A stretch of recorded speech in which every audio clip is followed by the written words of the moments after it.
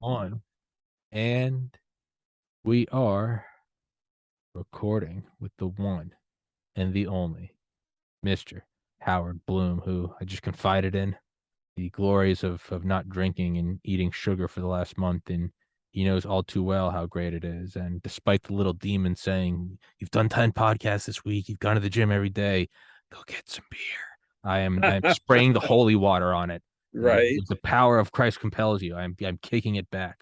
But because I never get tired of it, give him the introduction, Howard. Tell him who you are. Well, okay. So, Channel 4 TV in Britain says that I'm the Einstein, Darwin, Newton, and Freud of the 21st century. I've written 7 books. I'm finishing my 8th. Um, I appear on 545 radio stations um, every Wednesday night, doing a 3.5 minute news analysis. Um, and the Office of the Secretary of Defense, through a forum based on one of my books, and brought in people from the State Department, the Energy Department, DARPA, IBM, and MIT. And it's the sheik who runs Dubai named a racehorse after one of my books. The guy who runs was a former Minister of Development for Dubai and is the head of Emer Properties, a $33 billion company Mm-hmm. with holdings in 15 countries that built the world's tallest building. George Khalifa. Yes, exactly. Went in front of the Arab Business and Economic Forum and held up a copy of my book and said, "The Global genius of the brain. beast." No, it I was the thought. genius of the Okay, beast, okay. and said, "The future of Dubai lies in this book," and then proceeded to read a few sentences from the book. And I'm a Zionist atheist Jew. So that's the most unlikely pairing in the world. It shows that there is a possibility for world peace. It's Zionist atheist Jew. Howard Bloom is that's the alchemist holding up the gold where there was lead and saying it is possible. It's holding up Howard. So for the genius of the beast, the best way I can conclude it is from what I remember in the last class I took of my last semester at the University of Georgia in fall 2013. Uh, Cell Bio 3400 or molecular biology, and it was going in one of the examples in one of the chapters was talking about the intricacy of an amoeba and how we know that they move towards things obviously, but we also know that they're not thinking conscious, or at least we think creatures, and they go in and they describe it through like the microtubules and the fibrin and the glycoproteins and how it's positive and negative charges. But really what it is it's like a Rube Goldberg machine. It's a Swiss watch, but really it's just it's reacting to gradients of 1 per million sugar molecules, and then 3, and then 5, and then 10, and then on the other side maybe it's going from 10 to 5 to 3 to 1. And so it quote unquote knows to move towards the more sugar. And until you understand molecular biology, it just looks like magic. You go, the amoeba knows. But they really break it down, if you can, with an electron microscope and computers and protein folding simulations. You can show that it really is following an equation. Right, It's as simple as gravity. It's just right. more complex. That if I can boil it down, and it's hard to, but if I can boil the genius of the beast down, which as always I'll put your books in the description, that's kind of the genius of the beast, is that the evil capitalism. No, you people look at something, let's just for example use a top-down controlled system and go, no, no one can understand the economy, but at least they're trying. And the criticism of capitalism is no one's at the helm. But I think your thesis is there's natural intelligence at the helm. We Right, don't understand it, but just because we don't understand it doesn't mean that it can't be understood. It just means right, I don't understand how to build a silicon wafer. That doesn't mean that no one does. It just means, hey, Tommy, there's the ceiling of your intelligence. right. Is that anywhere accurate? Am I getting anywhere near the Well, truth? yeah, I mean, um, in 2002, after November 11th happened, I I was still stuck in a bed at that point with chronic fatigue syndrome. And I had my mentor in neuroscience, Ted Coons, come out to the apartment because I wanted his advice. And I said, "Look, Ted, my agent is all set to sell my next book. the Big Bang Tango, Quarking in the Social Cosmos, Notes toward a Post-Newtonian Science. But I feel a need to write a book on why save the democratic system, why save Western civilization, and which book should I write? And Ted said, write the book to save Western civilization. So I told my agent that's what I was going to be writing. And my agent said, absolutely not. You can't sell that. You've established yourself as a science writer. Write your next science book. So I quit my agent because nobody was going to tell me, aside from my mentor, who was going to ratify my thoughts. But nobody's going to tell me what I could and couldn't write. I dedicated the next 7 years to that book, and I was out in the wilderness. I did not have an agent, and without an agent, an author is not an author, and I did not have a publisher. And finally, a publisher, 2008 arrived, the Great Crash. And the book was originally called Reinventing Capitalism, Putting Soul in the Machine, which is a much more accurate title than The Genius of the Beast. And the book finally came out, and that's the book that the former Minister of Development for Dubai held up in front of the Arab Business and Economic Forum. It's the book after which the sheik who runs Dubai named a racehorse. He called it the Beast. And it's the book that I sent as a courtesy to the 11th president of India, because I was working indirectly with him on harvesting solar power in space and transmitting it down to Earth, something that would eliminate all use of fossil fuels for energy production and for transportation and would get us to net zero. And I sent him as a courtesy a copy of the Genius of the Beast, the book that was formerly Reinventing Capitalism, Putting Soul in the Machine. Well, I'm not supposed to communicate with him directly, and he's not supposed to communicate with me directly because there are protocols for heads of state. And I knew that this book would end up in a 3-foot-high slush pile of mail that he gets every day. I was sending it as a courtesy only, as a gesture. And all of a sudden, I get an email at something like 10 o'clock at night saying, I picked up your book early this afternoon. I started to read. I couldn't put it down. It's now 10 o'clock at night in India. And your book is it's a visionary work, he said. And since he was long-winded, he explained what he meant by a visionary work over and over and over again, using that term, a visionary work. Yeah. And he's also Muslim. Yeah. So that book has had a reasonable amount of influence, but it took me 2 more years of digesting the material in that book to arrive at the following. We now have a Howard Bloom Institute. There are 2 major initiatives of the Howard Bloom Institute. One is the establishment of a scientific discipline called omnology, a field for the promiscuously curious, for the carnivorously curious, people like you. And we have a second initiative called Why Save the Democratic System. And here is the pitch for Why Save Democratic System. Here's why you and I need to care about saving the democratic system. If you'd been born in 1850 in London, your life expectancy would have been 40 years less than it is today. We've added 40 years to the average human lifetime within the democratic system. If you had been the poorest paid worker in London in 2000, you would have earned what an entire tenement full of the poorest paid workers earned in 1850 in London. Those were Irish dock workers. And if you gave the Stanford Binet IQ test that was first used in 1916 to a bunch of kids off the street, 100 kids at random off the street today in New York City or Atlanta or wherever you choose, those kids would measure an average IQ of marginal genius. The average IQ would be 135, meaning we've added 35 points to our IQ in just about 100 years.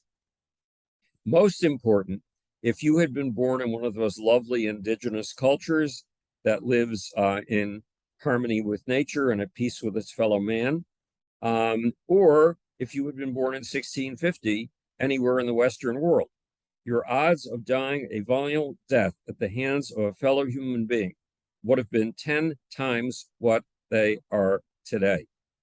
In other words, it's 10 times safer to be in Chicago or Detroit today than it would have been to be in one of those wonderful tribal societies that we all admire so much. Yeah.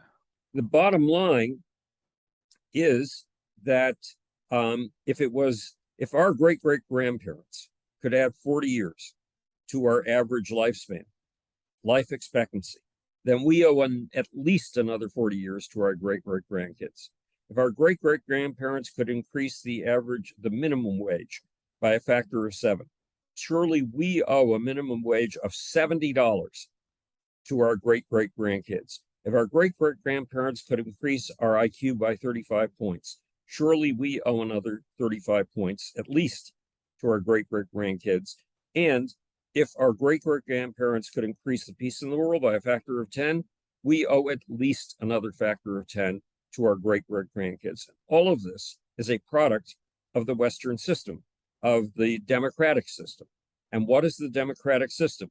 It's a dynamic balance. You know how when you move your arm up to make a muscle, that's a dynamic balance. There's a bunch of muscles on the top, top of the bicep, that are pulling your arm towards your face. If you only had those muscles, they would pull your fist up to your face and keep it there for the rest of your life. But they're counterbalanced by a bunch of muscles on the bottom that move your arm out. And if you only had those, your arm would be stiff. Yes, for the rest of your life, you'd be making a Hitler salute. It's the balance between these two that makes the system work, that makes for the precision way you can land your hand pretty much wherever you want to. Well, the Western system, the democratic system, is a dynamic balance between 3 elements: government, private industry, and the protest industry. And even though you've never heard of the protest industry before, the protest industry has been around as long as the Industrial Revolution. They both started in the 1750s to 1780s. In the protest industry's case, it started with the anti-slavery movement in England. So if you give too much strength to any one of those 3 elements, too much to government, too much to private industry, too much to the protest industry, the system breaks down. Just as if the balance between the muscles on the top of your bicep and the muscles on the bottom of your bicep had broken down. But keep those 3 struggling against each other, and you've got a material miracle making machine. So that's the basic argument that the genius of the beast is arguing toward. The genius of the beast is trying to show you how the creativity of the Western system works by showing you the specific stories of some of the greatest creative moments that have contributed to the democratic system. And hopefully inspiring those things in your life. Like, I have a tremendous fan named Troy Conrad, who's a major figure in the comedy world. And he was really depressed when I finished the manuscript for The Genius of the Beast and wondered what he was doing and why he was doing it. So I sent him the manuscript of The Genius of the Beast. It pulled him out of that depression. It showed him the larger meaning of what he was doing. And it told him things like, if you have something important to say to the world, you have to promote it with all your heart and soul. Because if you keep it to yourself, you're depriving humanity of something that could better humanity. And that's not something you are allowed to do. You're here to make a difference.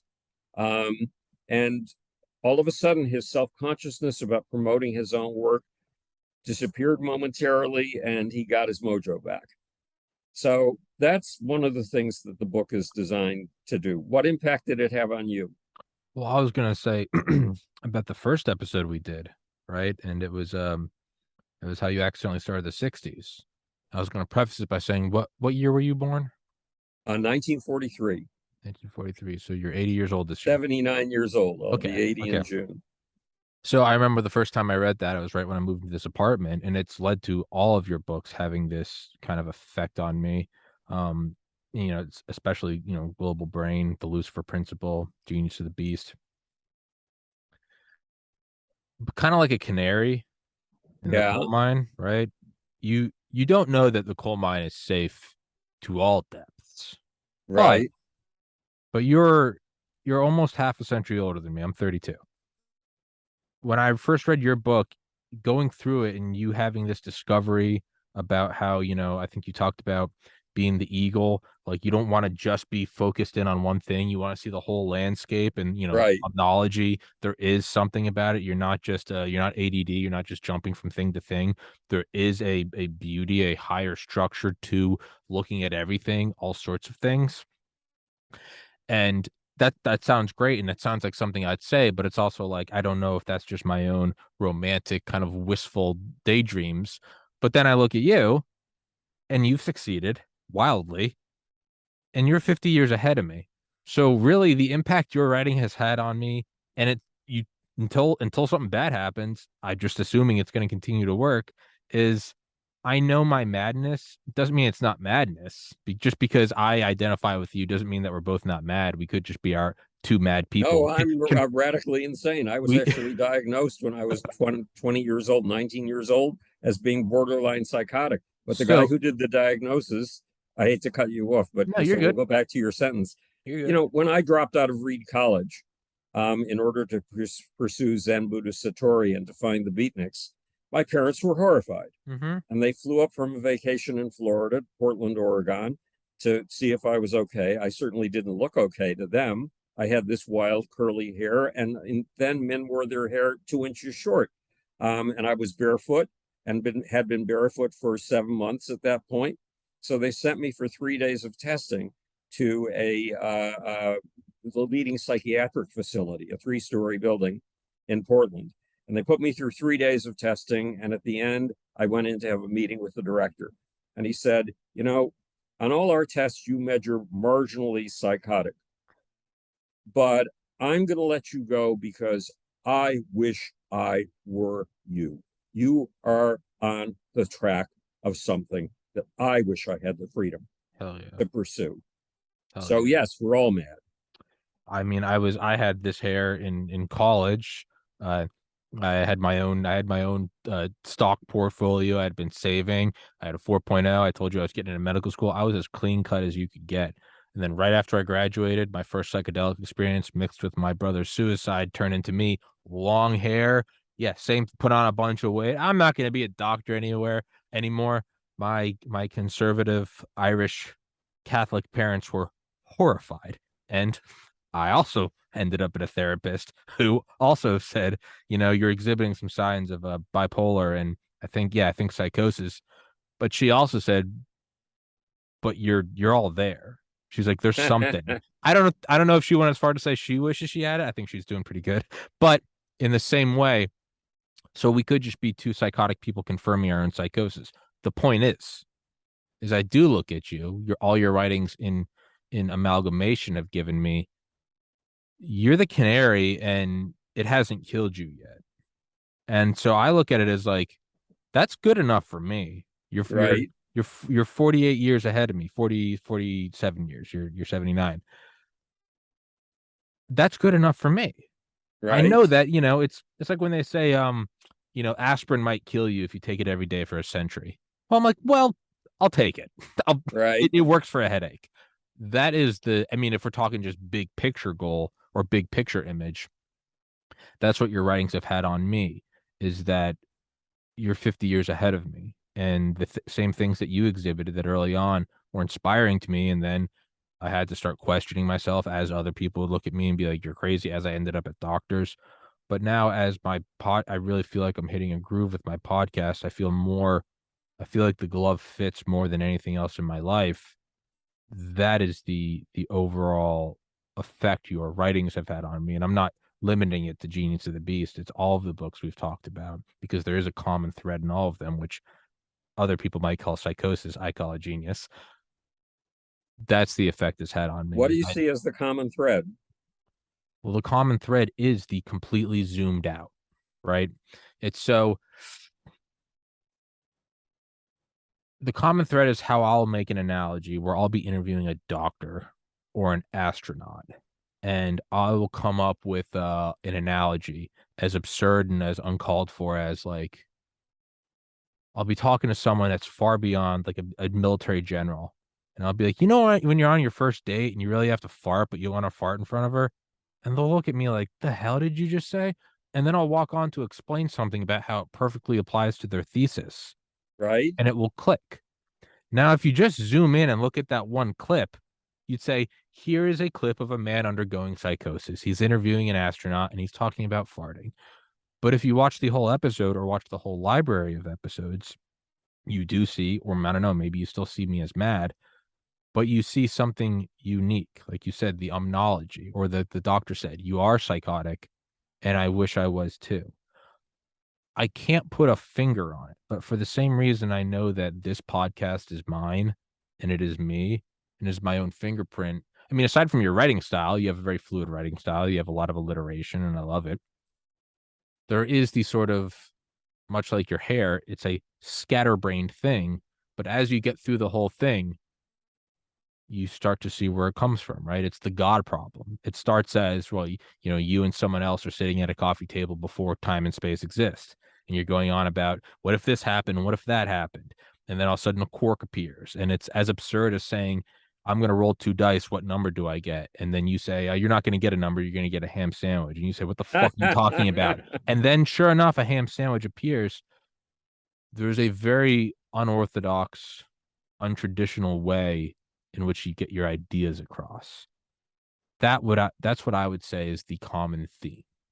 Is you reach the bottom of it, but in a very unorthodox way, where someone else might say, well, you know, when you were at, you know, the Citadel and you know, and you were learning about, you know, the analytics and the what's it called? The statistics of moving armament towards a front. And I Right? use an analogy about like, have you ever been peeing and all of a sudden your stream just splits into two and you know, you piss all over your toilet seat? Right? But if you can get to the same truth, then I don't see the problem. I would say, and this is with no preparation of that question, that's what I would say is the common theme to your books, is a Right? very unorthodox, seemingly insane way, but then you get to the bottom of it, kind of like how South Park will paint a picture, and it seems funny because it's like stop motion animation, and they do like, you know, Catman tag like that, but then they get to a bottom of it, and all of a sudden you realize they're, you know, they're criticizing Islam or they're making fun of Trump, and you didn't even realize that they were painting a picture the whole time. Right? That's what I would say my summary is. I don't know if that's a compliment or if that's a smack in the face, but Right? there you go. Well, as I see it, you know, I've told you this story in all probability before. When I was 12 years old, from the time I was 10 years old, I was reading 2 books a day under the Hmm. desk at school, and then a book at home every night. So, and I wasn't paying any attention to the teachers at all. It was as if they didn't exist. I was too busy getting an education. And my parents, in desperation, um, sent me to an interview with the headmaster of a private school to see if that would be a better place for me. And I walked into his office. I'm 12 years old, Tommy. And I say, I will only come to your school on the following conditions. One, you teach me Russian because Russia is going to be an important country in the future. Number two, this is 1955. Number two, you reverse the order of your science courses. Right now, you give biology first, chemistry second, physics third. Reverse those and give me physics first. So you tell me the story of the Big Bang, which Uh-huh. was a very controversial theory at that point, and the origin of particles and atoms. Give me chemistry second, because that's the social dance that atoms do when they get Hmm. together. Give me biology next, because that's what the dance of really big molecules do Yeah. when they get together. Then give me anthropology. So Yep. you show me the evolution of early societies. And then give me Then give me history. history. Yeah. Yes. Yeah. No, So that's how I know, though, is you saying that to me. That's not even like an absurd idea. I would just go natural. Yes. Like, So give me I the laid it basic out. rules. Yeah. And where did I get this backbone? I'm not quite sure, but ultimately it came from the Darwin family. Erasmus Darwin, Charles Darwin's grandfather, had written a book called Zoonomia, and he laid out a timeline, a story of the cosmos, starting with a rough equivalent of all things, the Big Bang. And Charles, his grandson, picked up that timeline idea and added to it the idea of natural selection. So that timeline is an organizing principle for everything we know. And I, for some reason, I have no idea of why, started organizing the knowledge coming into my head in that timeline structure, and have done it for the rest of my life. That's where the big picture is. Seeing everything from the Big Bang to what's going on in your brain and mine as we're having this conversation. Yeah. Yeah. I mean, I would say that's probably about how I started this podcast. Was I didn't take a course. I didn't do podcasting 101. To me, it was like learning the four forces of the universe. Right. I was like, the camera works, okay. Like the microphone works, okay. I have an internet connection, okay. So that was 1, 2, and 3, and then it was like, and I need to have an email address so I can find guests. To me, that was like the strong and weak nuclear forces, the electrostatic and the gravitational. Right. But there's another factor, and that is what appeals to your passions. You don't want to be a copycat of Joe Sure. Rogan or Jordan Peterson. You want to be your I own want to be me. self. And in fact, the only thing that's going to power you is following your passions, following your genuine curiosities, following the things that excite you. And when you do that, you are unique. Now, what's the value to being unique? The value to being unique is that this universe is a search engine Hmm. sending out probes consistently to probe her next moves in possibility space. And you are a probe and I am a probe. We have two different options. These are the options that bees show us. You can either be a worker bee and copy everybody else, which is very efficient for mining Sure. a known flower patch when Sure. everybody does the same thing. Or you can be a nonconformist. You can be a bohemian. You can be a searcher bee. And depending on the conditions of the hive, anywhere from 5% to 20% are searcher bees. Well, you and I are stuck with a position, and it's a glorious one. I love it, of being searcher bees.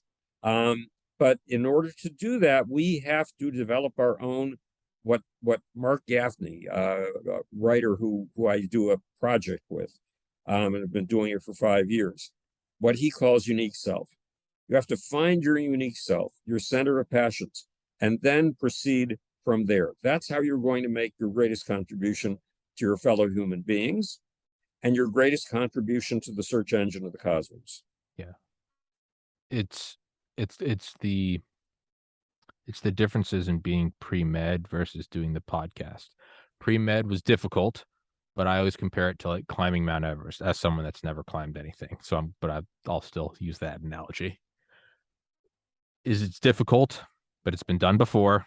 There are existing paths and there are Sherpas. Right. You might die, you might not physically be able to do it, but the path exists. You're not pioneering climbing. That's to me what getting into medical school was. The path exists, the percentage of acceptance was low, but the path was known. The summit's there. And you can watch people a year ahead of you, like the canary, make it up. You go, I just have to study this number of hours. I have to be this competitive. I have to remove certain things from my life. It probably means I'm going to be drinking less. It probably means not smoking pot anymore. Probably means working out in the morning so I can study better. But if it's the thing you want, you can go do it. It's also safe. You'll always have a job. You'll be a doctor. It doesn't matter who rules the world, China, Russia, America, whatever. It's all biology. So those are very safe. And there's a beauty to safety. But kind of like the beginning of the hero's journey, it's also boring.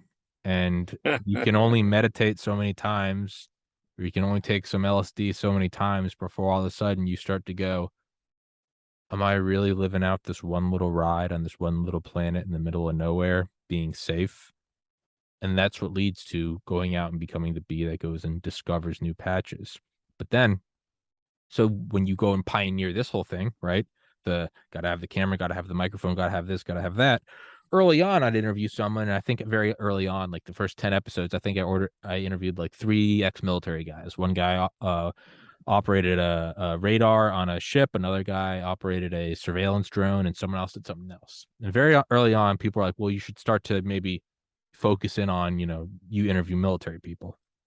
And I was like, but one, I was never in the military, so my knowledge is going to be limited. But two, how many of those can you watch?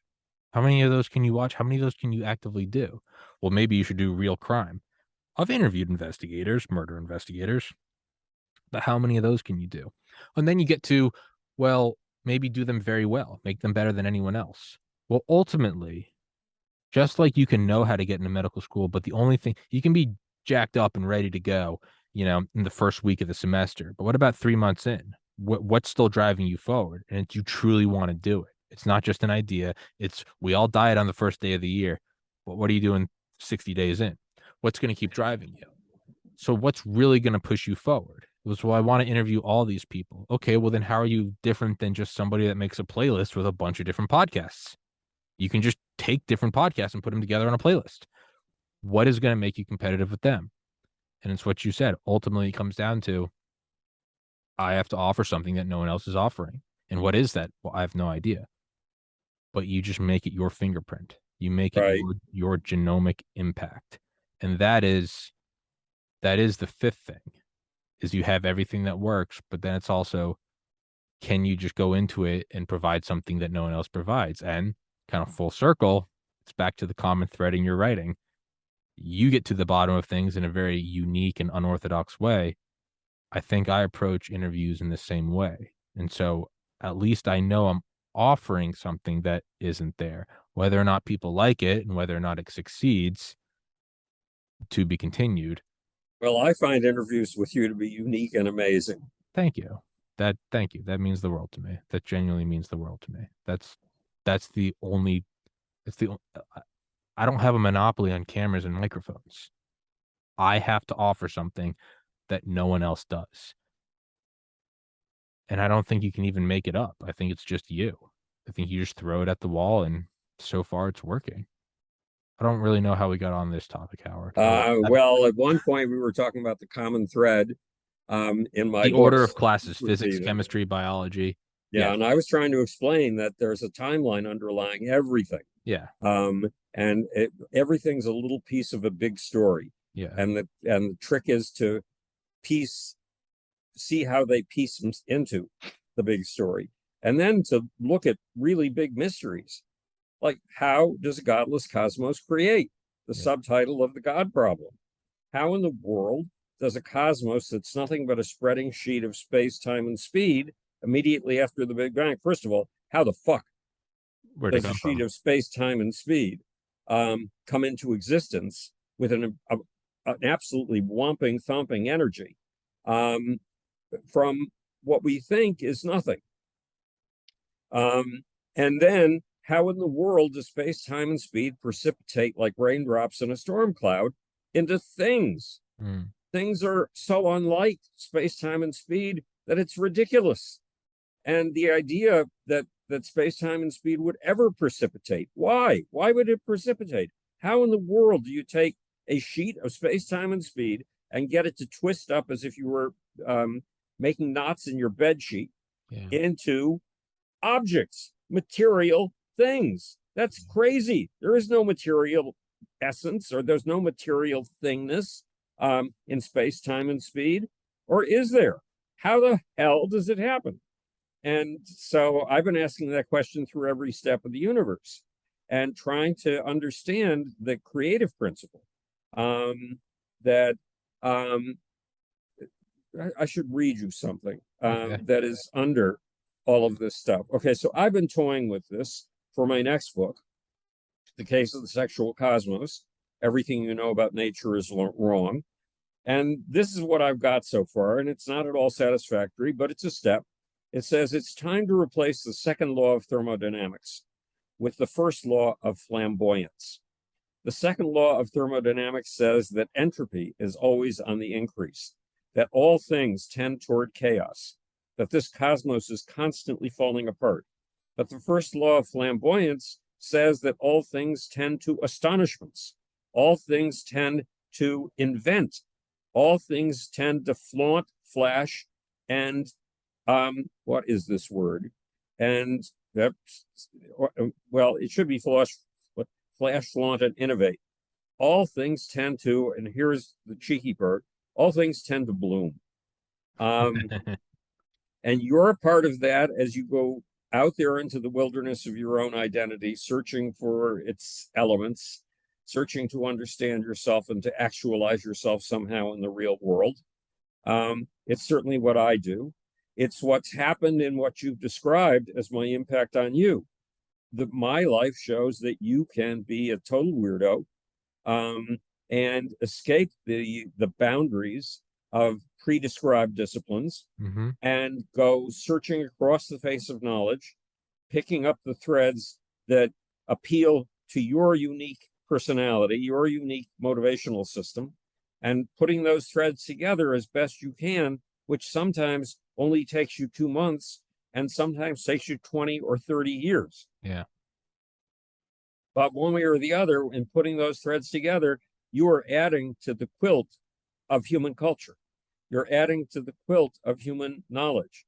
You're instead of you're looking at scientific evidence not as isolated bits, but as pieces in a bigger jigsaw puzzle. Yes.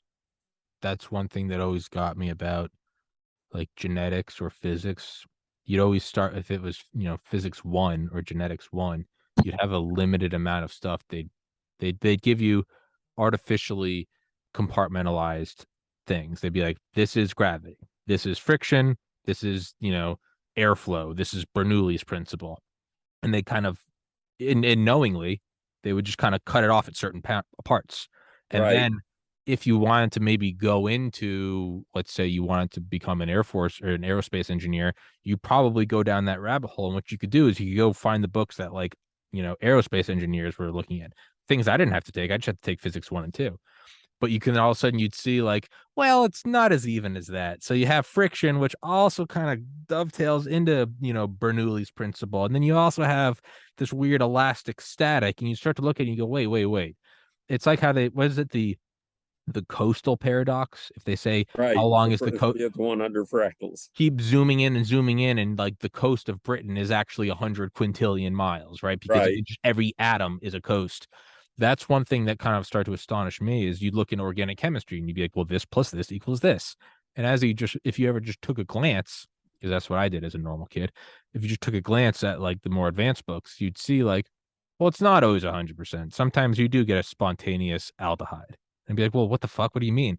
Well, it's not just this. There's also something called hyperconjugation, where if you have a bunch of hydrogen atoms, they can actually, and you're like, wait, what the fuck is that? And you're like, you didn't need it for OChem 1. And it's like, oh, so what we learned was fake. And it was like, kind of. You don't learn about every single person that lived in the 1700s. You got George Washington, Paul Revere. It's good enough, right? You go, oh, wait. And as you look more and more into it, it's the coastal problem. You go, oh, it never ends. And then it gets even wilder because then you look at like, you take music theory, and then you start to realize, you go, wait, I recognize that from that advanced physics book.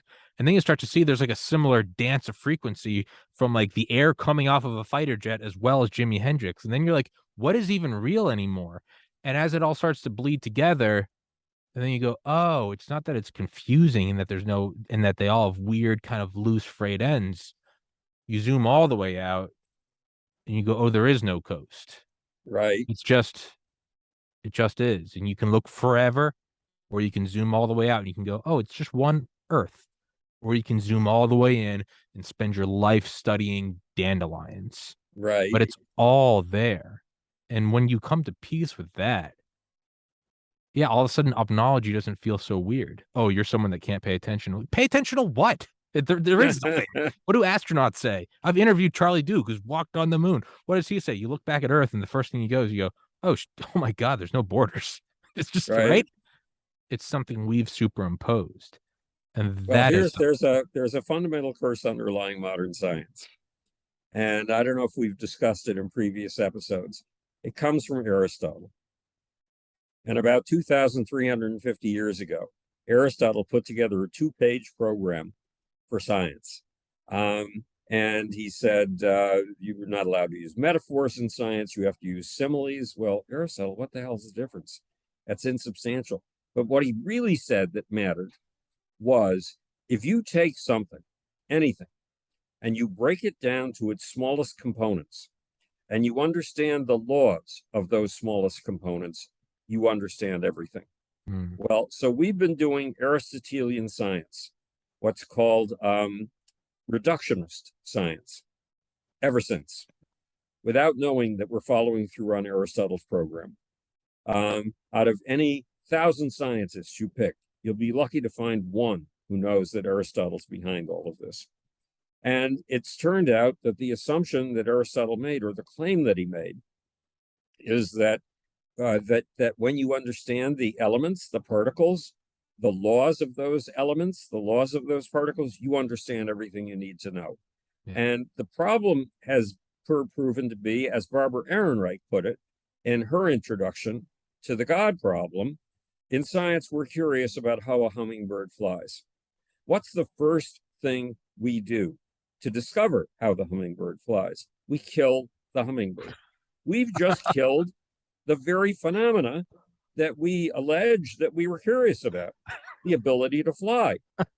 In other words, we're so busy going to the smallest elements of things, the mitochondria, the cells, the tissues, that we fail to see the big picture, and the big picture is where the real deal is happening. The real deal, the miracle is happening in that hummingbird's flight and that hummingbird's life. We as scientists have been so busy carrying out the Aristotelian orders for reductionism that we don't even know that we don't have a clue about what life is. Take any scientific definition of life you choose. Look at it carefully. One thing it utterly and completely fails to capture is life. Because it's doing this reductionist trick. Now, so it's time to look at the miracles, material miracles of holism, the larger selves that emerge when things get together. You know, we don't realize that, okay, those first particles emerge from a sheet of space, time, and speed in the first 10 to the minus 30 seconds of the Big Bang. And that sheet of space, time, and speed precipitated in the first things, and those first things were quarks. Quarks were so profoundly social that they cannot exist alone. So that first 10 to the minus 30 seconds of a second of the universe was spent with quarks consulting their social etiquette books about who they were allowed to get together with and who they were forced to flee, and getting together following the rules of etiquette of quarks. And from 3 quarks, now they got together in groups of 2 and groups of 3. They got together in social groups. The remarkable thing about social groups is social groups develop a group identity that is sometimes more real than the identity of the pieces, the parts. And so when those quarks came together, it's like you talking about rolling the dice and ending up with a ham sandwich. The ham sandwich arose. Yeah. And the ham sandwich were called neutrons and protons, which had properties that were utterly unpredictable from knowing the nature of quarks. So Aristotle's program doesn't even work for neutrons and protons, which are social gatherings that take on a group identity that is so powerful and so much more powerful than the identities of their parts that it determines the universe. Neutrons and protons have been around for 13.7 billion years now. The neutrons haven't. The neutrons are so social that if they don't gang up with somebody, they're gone in approximately 11 and a half minutes. they decay into a proton and some particles. But the proton is the basic building block of everything we know and everything we see. And that proton, surprise, surprise, is a team whose team identity is so much more powerful than the identities of the individual members of the team, the quarks that make it up, that we regard those as the very basis of everything we know in the solid universe. And yet, when a team develops a group identity, it's like something spiritual. It's like a flame. You can take a charcoal briquette, totally dead, douse it in lighter fluid, still totally dead. Strike a match to it, and what emerges from it? A flame, an insubstantial, immaterial thing that dances around with a clear envelope of identity. Even though it's dancing from place to place, there's a clear envelope of identity. And that's what happens every time you get a social group together. That flame of a larger identity arises. And it often means far more than the elements within it. Far, far more. I mean, if you took 11 guys from Cleveland and 11 guys from New England, and you put them on the pitch at the center of a football field, and you brought in 65,000 spectators, what would you have? Nothing.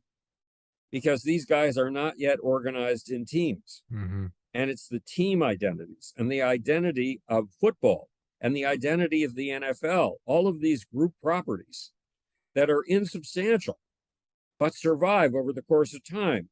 The New England Patriots have been around since roughly 1960. All of their members have changed. Many of their initial members have died. Has that made a difference? No, because the identity of the New England Patriots goes on. The identity of football, the set of rules first put forth in God knows when, probably the 1930s, goes on. The NFL, when it changes its head, when it changes his personal assistant, does it cease to be the NFL? Not at all. So these larger emergent group identities that emerge like the flame from the charcoal briquette are profoundly important, and they're especially important in you and me. What do I mean? There's the example in 2 of my books, I think now, of the fact that once upon a time there was a guy in Atlanta staying at a motel, and he went out on the balcony of the motel to discuss matters with a couple of his colleagues who traveled with him. All of a sudden, a tiny object about this big came along at very high speed and hit him in the head. Now, so there he was, down and out on the pavement of this balcony. He's 100 trillion cells. You're 100 trillion cells. I'm 100 trillion cells. But from those 100 trillion cells, like the flame coming from the charcoal briquette, come a Tommy Carrigan and a Howard Bloom. And the same was true for this man. He was still 100 trillion cells. Almost all of those cells were still functional. And yet something profoundly vital and profoundly real was missing. And that's Martin Luther King Jr. James Earl Ray shot him. Despite the fact that, what is this spiritual hoo-ha? You're telling me 100 trillion cells are going to produce what you call a personality? You're crazy. No, I'm not crazy. The personality dances like a flame over the charcoal briquette. Yes, it needs the charcoal briquette to sustain, but is it real? Is it in any way consequential? Yeah, put your hand in it. You'll learn how consequential You'll learn how fucking real that is right there. Ice strapped to your hand for the neck. So the real deal in science that hasn't been tackled, despite the fact that it was given a name in roughly 1872 in a living room in London. It's called emergent properties. That real deal of the personality of the larger whole, that's more real than the parts that make it up, that's the big question in science that science doesn't recognize as a question yet. It's still making particle accelerators to follow out Aristotle's program of smashing things down to their smallest possible bits. And what does it perceive? What is it pursuing? It's pursuing what it calls a gut, a grand unified theory. Well, guess what, guys? Your gut accounts for almost nothing. And when you guys tell me in science that everything is explainable by the laws of physics and chemistry, you're bullshitting me. Yeah. You're closing your own eyes. You're wearing a blindfold to these larger emergent properties, to the flames that dance from bricks, to the Martin Luther King Jr.'s that come from 100 trillion cells collaborating socially. You're missing the real point. You're killing the hummingbird in order to find out why it lives, how it lives, and how it flies. You're fucking brilliant. That's what I mean. That's what I mean. You just perfectly described emergent properties in a way that is probably the best explanation I've ever heard. And it's the flame dancing above the right. And then you look at all those 100 trillion cells, zoom down into those. What happens when those die? What was the emergent property? Did the Well, I'll atoms go tell you any? what Did the happens. atoms go anywhere? Did the What atoms? happens, no, none of that disappears. Yeah. But what happens is in you, a living being, roughly 3 billion cells are dying a minute and being replaced. Mm-hmm. Does that change Tommy Carrigan? So the tiniest bits in understanding their laws is not understanding Tommy Carrigan in the least. No. And it's not understanding the brief moment between your last breath and you're just being a dead pile, the Tommy Carrigan having escaped. Just not escape because it disappears totally. It doesn't go anywhere. It ceases to be. And yeah. yet nature finds making life so fucking cheap that she can afford to kill everything over and over and over again. She just can afford to make new ones that live, breathe, and are alive, and then kill them off. And yet this is a miracle so astonishing we don't understand it. But as scientists, we do not believe in a God doing things. We believe in nature doing things. We believe in the evolutionary process doing things. Okay, bozos, my fellow scientists, get off your fucking asses and try to tell me the big picture finally. What is life? Why is nature able to manufacture it so cheaply that every generation dies? That death is an inherent part of the advance of life within this cosmic framework. And the emergent property can never, the components of it can never understand it. The individual atoms, the bouncing around that are vibrating, when a cell of mine dies, the atoms, they're still there, they're still going around. And so when Tommy dies, all the cells are still there, they're still unaware. So then what is the thing that we are unaware of? I mean, global brain, but right? What is the emergent property? We know it in theory because we can look at smaller properties and go, we are the flame from the coal. We are inside of something that we can't possibly know. There is some larger emergent property. So just the way that you're 100 trillion cells that will never understand what a Tommy Carrigan is, you and I are cells in a larger superorganism. In many of them, as a matter of fact. Oh yeah, states, countries, the Catholic Church, the scientific community, America, North America, right? Homo sapiens, the democratic system against the authoritarian system right now. And we do not have a grip on that larger property that dances like a flame above us. Yeah. As we are a multitude and a socially organized force. And to show you how little we know about that emergent self, that is a group self, a group identity above us, using us as elements, disposable elements. Americans do not know that we have increased the lifespan by 40 years in 150 years. Americans do not know that we've increased the minimum wage by a factor of 7.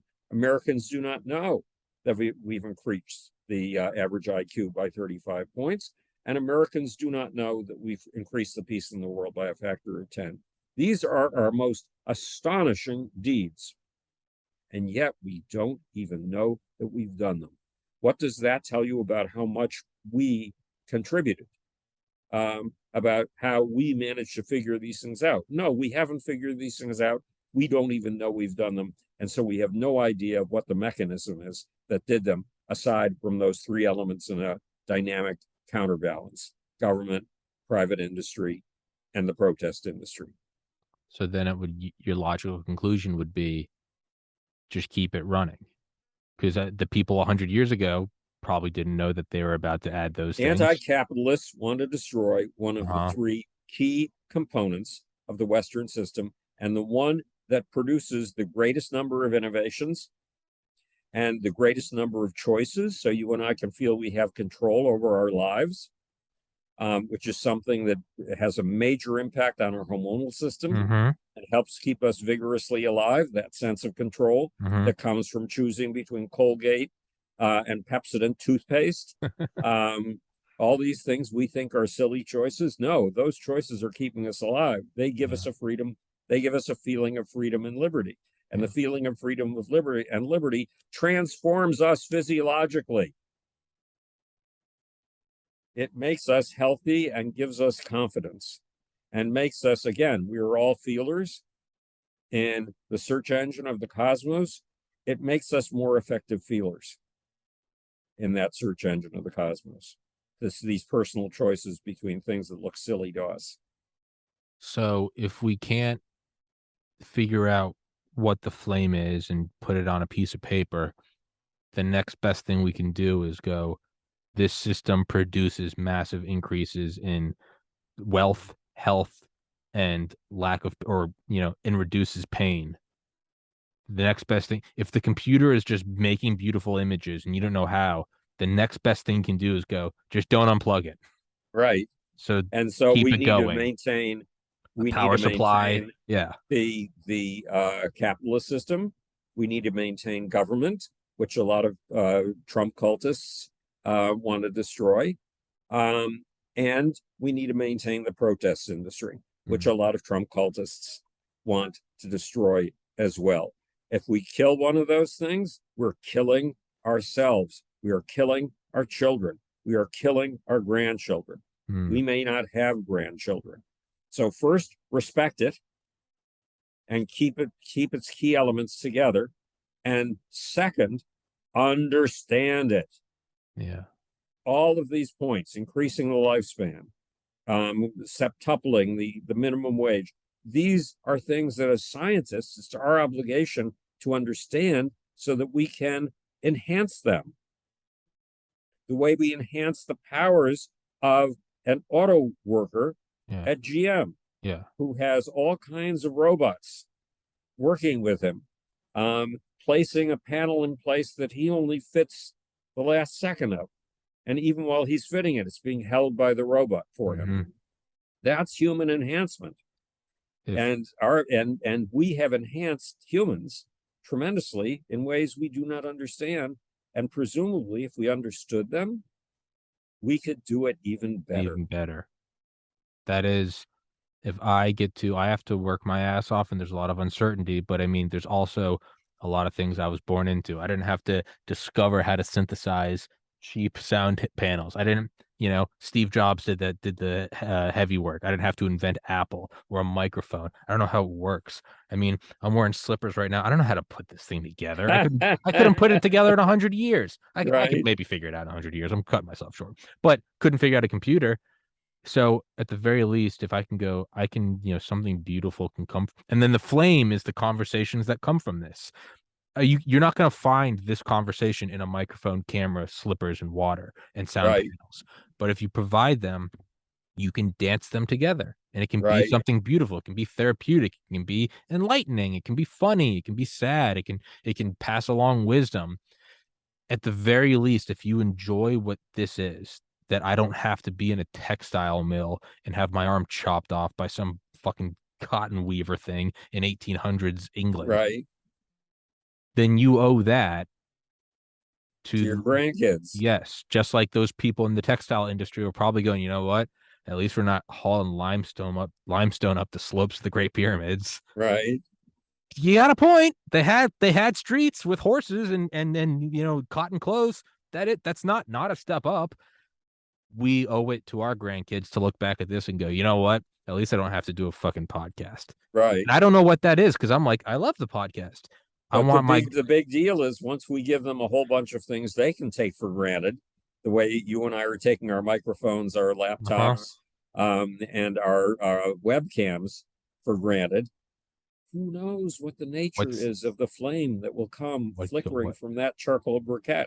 what is their what are they going to look at for their they might be in some city floating above Mars being powered by fusion energy with 3D printers and no such thing as mental illness or starvation, and they might be going, dude, we could make this so much cooler.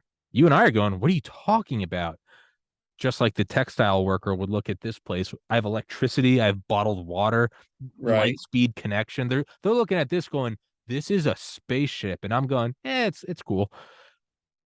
What are they gonna look at? What are they gonna go? I don't want my grandkids to suffer the way I'm suffering. We're going, you have 3D printed organs. What are you talking about? But right, that is it just keeps going forever until eventually the pattern is we are greatly by orders of magnitude. I mean, the summary of it all is you're reducing suffering and increasing the free time and opportunity to create, which at its very base level is just the bliss of consciousness to just right, play. right, exactly. So you're increasing the flame that floats above the collective community of 330 million individuals in North America, but we're part of a global system. Part, So yeah, the flame flickers above all of humanity right yeah. now. What is the so really we're all just kind of eating our vegetables so that the next generation can enjoy more brownies. But keep that going forever. Right. Or invent new Or brownies. invent new or things that would make brownies look retarded. Right. That is this is why I have you on, Howard. My you confirm my insanity. There might be someone listening to this going, they've lost it. They've utterly lost it. I doubt it. I think that this is a fairly easily graspable argument, So do I. but we I should hope. send me into the wilderness to do Yes, my sir. work. Because I've kept you 10 minutes longer than I said I would. Because I am a terrible host, but I don't care. Because No, you're a wonderful I got to host. We get could 10 go more on minutes with forever. you. Well, Howard, seeing as how I'm not having my crippling panic attacks, I shouldn't have to kick the next episode 3 months down the road. So I'll email you and Farah immediately after this. Let's get the next one on the books. And Okay, terrific. thank you so much, Howard. You know I love Okay, you. have a great night, Tommy. You're wonderful. You as well. You know I love you, Howard. Thank you so much, Mr. Howard Bloom. All your books in the description, websites in the description, Twitter, Instagram, social media, all that good stuff. And go follow him if you like his psychosis and you like my psychosis. Join the dance, put on the straight jacket. We're having a good time. Howard,